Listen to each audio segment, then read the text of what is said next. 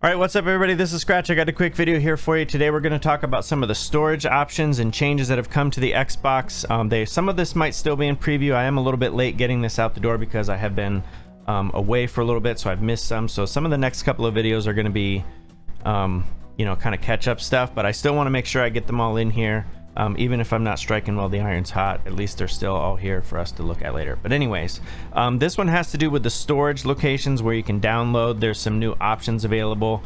I'll go over some of the old options because I noticed that in a lot of my update videos, people don't understand how things work now. And so I'll discuss some of that as well. But first, let's just jump over to the settings. Now you can come here to your, just go to your profile here. And then the settings is there. I had it shortcutted because I've already been in it. But if we go down to system and then we go over to storage devices, this is where you can see everything that is connected to your console. So in my case, I have internal storage, which everybody has this because that's the storage on the Xbox itself. And then I have a storage expansion card. That's the Xbox Series X and S expansion cards that are super expensive, but you can play Xbox. It basically expands your internal storage on a drive that's capable of running the higher end Series X and S games. And then I have the hub, which is just a regular USB drive that's 8 terabytes. It's the Seagate one that Microsoft kind of did a partnership with Seagate, so I have all of that there as well. You can see that these are formatted for games and apps, that the internal storage is my capture location. It's the install location for apps, which we'll go over that in just a second. So there's a lot more information that's actually displayed here, which is pretty cool. And then configured for multiple consoles. So I'll just go over that really quickly.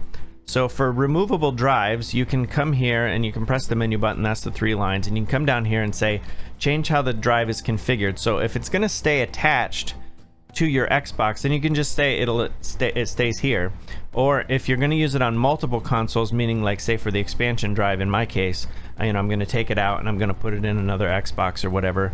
And basically by telling the system like what you're doing with this, it just helps get, like it says here, it helps get the most out of your external storage by changing how the installations and updates are configured.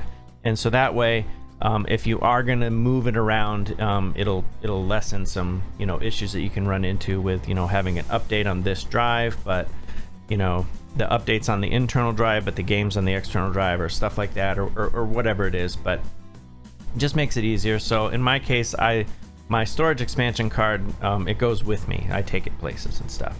And then you can see the hubs, backwards compatible games, all that stuff. So now here's one of the updates: changed installation locations. Now, optimized for Series X and S games.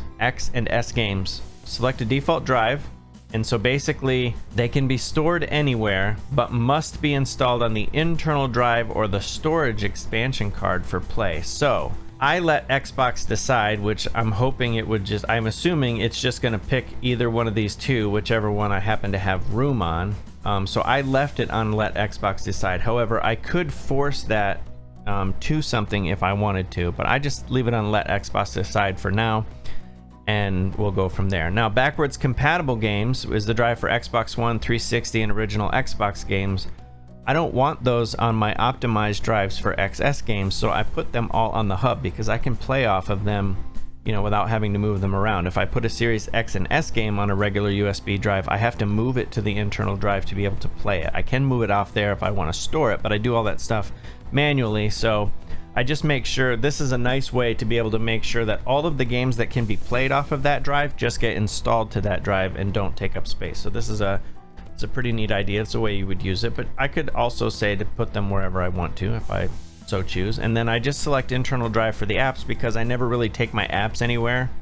I usually just have apps on all of them, like whatever I've logged into, so I don't really need to take up space on the expansion card, so I just leave it on internal storage, and that's that. So that's pretty much it with the updates, and I think it's actually pretty cool. I really do like the way this is kind of formatted. Some of this stuff, again, is still flighting, so you may not see this, or it could have been just released or something. But like I said, I was kind of late getting to these because I was away, so we're just playing catch up. So I got a bunch of these to do, so I'll see you all in the next video, wearing the same clothes probably, and thanks for watching.